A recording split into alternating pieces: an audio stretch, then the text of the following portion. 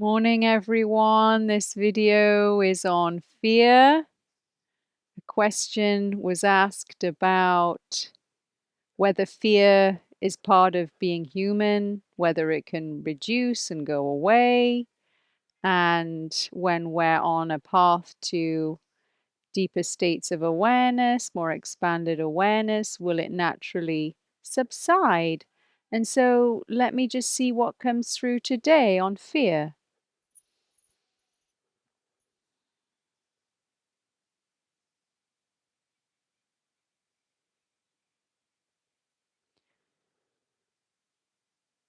We decided to take a body and to have a full human experience.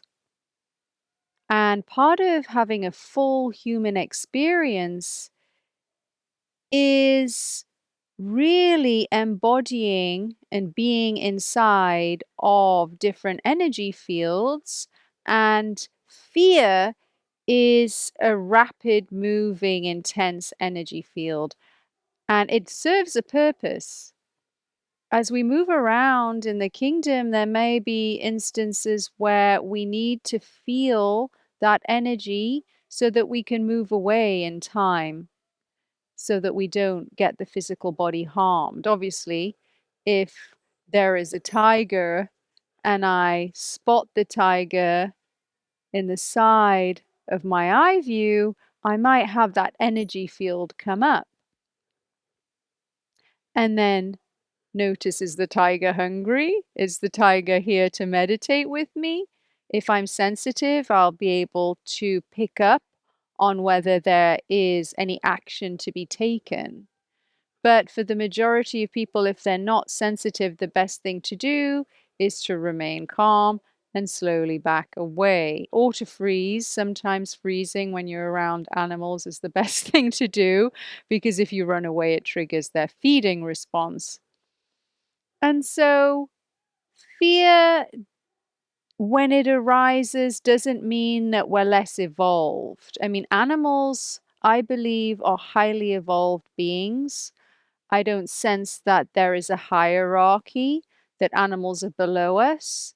And animals are very, very sensitive. They feel fear. They feel everything at much deeper, more refined levels, and they're alert. And if something spooks them, I'm sure that energy rises up within them and then they're out of the place. And that doesn't mean that there's anything wrong. Sometimes we just don't want to fully be human, and we kind of have this idea that we're going to get into this other state where we're going to be blissed out and fearless. And what's the point? You can be out of your body when you drop your body, and when you're in your body, you can feel every single emotion that's available to you and live a full life. And also, emotions are gateways into stillness. Any emotion, if you go deeply into it and you surrender to it, if you don't push or repress it, you will come out with stillness. It can't last forever. And with fear, it's interesting to know that fear can sometimes be self-induced. If we have a very active mental space and we've lost touch with our body and we're up and lost in our head, and our head is then spewing out a lot of negative fear-based thoughts, and we are not fully in our body, we're just kind of a walking head, then there can be this loop that goes on and we can start to have panic attacks. And so a way to reduce panic is to be inside the body and outside of the head. And so sometimes when I've worked with clients and they've got fear or anxiety, we get out of the head and into the body. We'll do a body scan. We'll give a shape and a color to the fear. We will allow the fear to be as big as it wants to be. We will do something counterintuitive, which is rather than pushing it down, we will invite it to be as big as it wants to be, knowing that when we shine that light of consciousness on the fear, it eventually will just subside and disappear, and you'll be left with stillness. Sometimes you might even have some little bubbling joy or bubbling bliss or relief when you go through the fear. It's like a tunnel, and there's always light at the end of the tunnel, but people don't want to go into the tunnel. And it's just a human experience to go through tunnels, fear tunnels, anger tunnels, whatever tunnels are there as gifts for you that day to experience and to transmute. And there is fear in the collective, and we will all get a little slice of that fear to transmute. We're all doing a social service at every moment in time. It doesn't fully belong to us.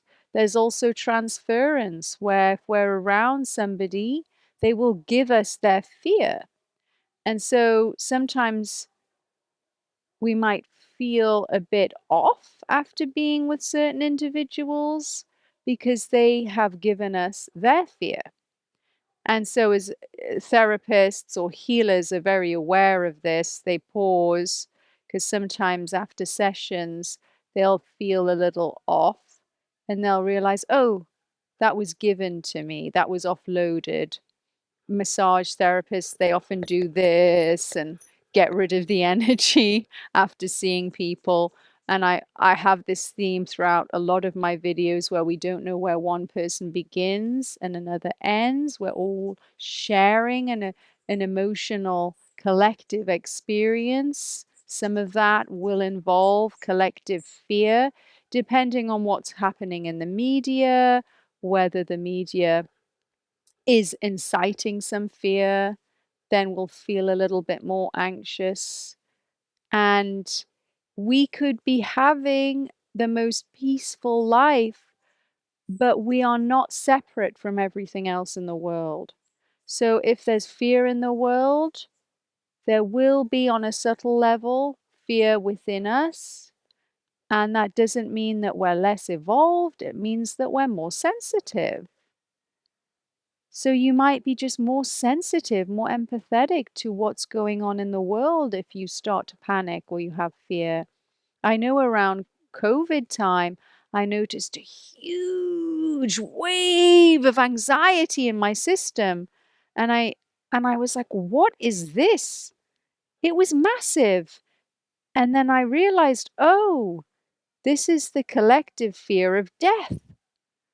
And then we did rounding. Rounding is where you do yoga, meditation, yoga, meditation, yoga, meditation, yoga, meditation, and then that can help transmute it. And so during COVID, did a lot of rounding, rounding, rounding. And if you notice that you have fear, take action if it's necessary. Also know that some of it may be not personally yours, and don't beat yourself up. Know that everyone, no matter what they're doing with their life, no matter where they are on their spiritual path, is an enlightened being.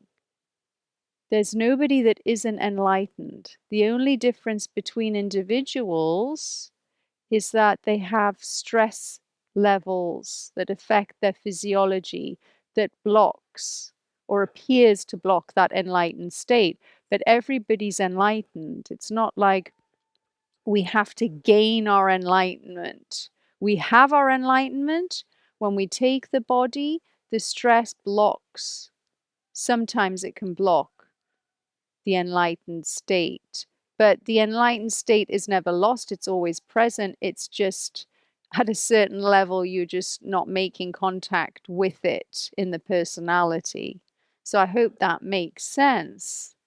And you can't tell by looking at a person whether they're enlightened. It doesn't even make sense.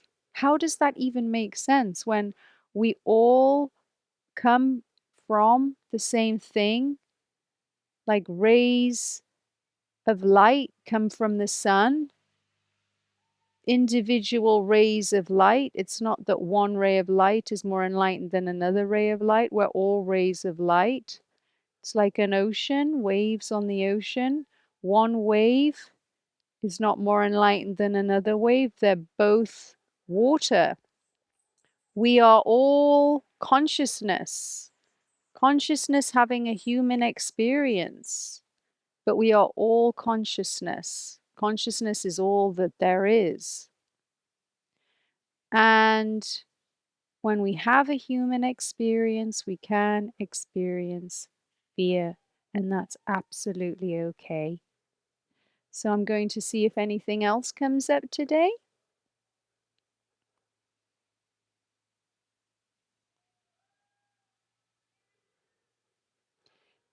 Take care of people who are afraid, and do not give them unnecessary fear. Sometimes there can be part of our personality that likes to stir things up for other people, to make other people afraid, to produce headlines that are fear inducing, to spook people. And we really want to treat each other with delicacy, because you never know where that human is that day, and whether giving them that spook and that extra dose of fear can just tip them into a really uncomfortable place. And everybody, they have challenging lives, and they have a threshold of what they can cope with, and that changes on a daily basis. And sometimes, if they're just given an extra load of fear or an extra load of anxiety or something that they don't need to worry about, it can put them in a really uncomfortable place, and they can become dysregulated, and they can move around in the kingdom and spread more fear and anxiety. And then it's like a ripple effect, it's a domino effect, and then it kind of adds more fear into the collective, and then subsequently everybody doesn't have such an easy time of it. So we really want to reduce fear and anxiety wherever possible. There's going to be things that happen that will naturally produce fear and anxiety. We don't need to add to that. We don't need to create drama where it's unnecessary. We don't need to make fearful things out of things which are not fearful. So, I love snakes, and everybody tends to be afraid of snakes. And there can be part of the personality that wants to spook people with snakes, or wants to create a storyline around a snake headline, or, oh, look, its mouth's open, look at its fangs, poisonous, here, look at me, I'm with this dangerous snake. And what that does is it spreads misinformation, and it produces fear and anxiety, and it might boost a human's ego to be holding what they perceive to be a dangerous snake. But having been with snakes, snakes have a bad rap. They are not aggressive at all.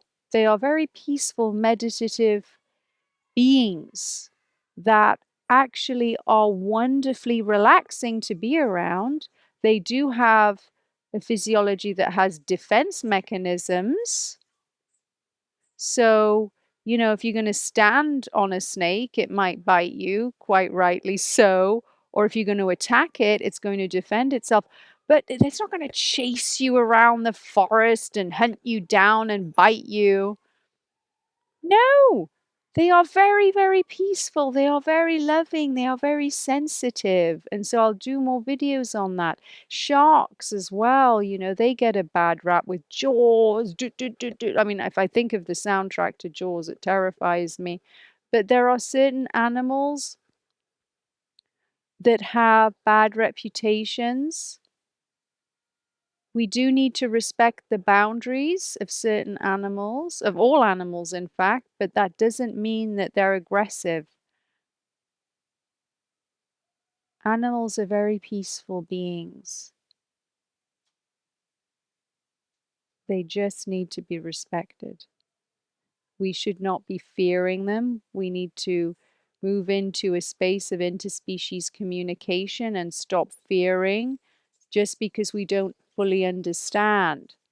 And that's another thing around fear. It arises up when we don't fully understand something. We can have fear of people that we perceive as different to us because we don't fully understand them.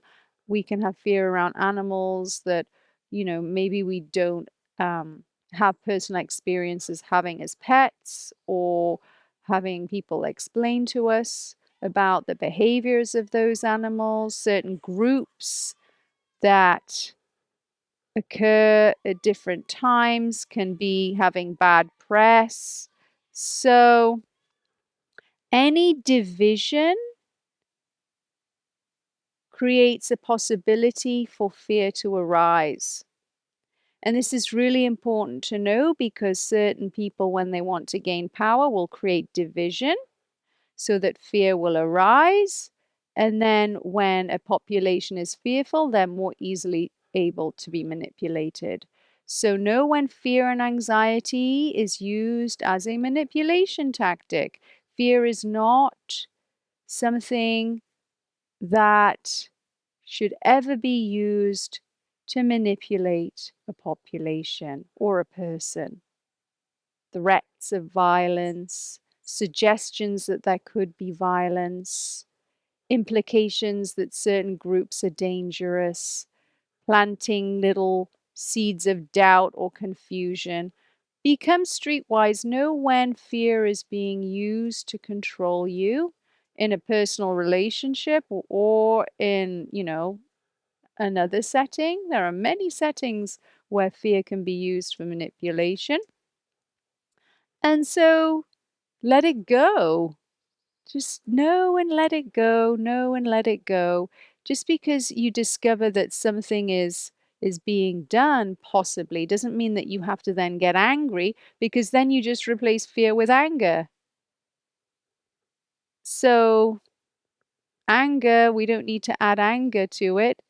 And sometimes the desire to produce fear in a population or a person comes from childhood wounding, because the desire to manipulate comes from childhood wounding. So we don't need to be angry with the organization or the person that's producing the fear or trying to create fear, because that comes from a misunderstanding about how we're all interconnected, and what you do to another person, you do to yourself. And it comes from a disassociated state. And I've done other videos on that, so I won't go into it here now. But just let everybody off the hook. Somebody's doing what they're doing, let them do it. Just come back to who you are, which is a divine enlightened being, even if there's stress in your body. And know that really there's nothing anybody can do to really harm you, because you're not even your body. And I'll do a little prayer.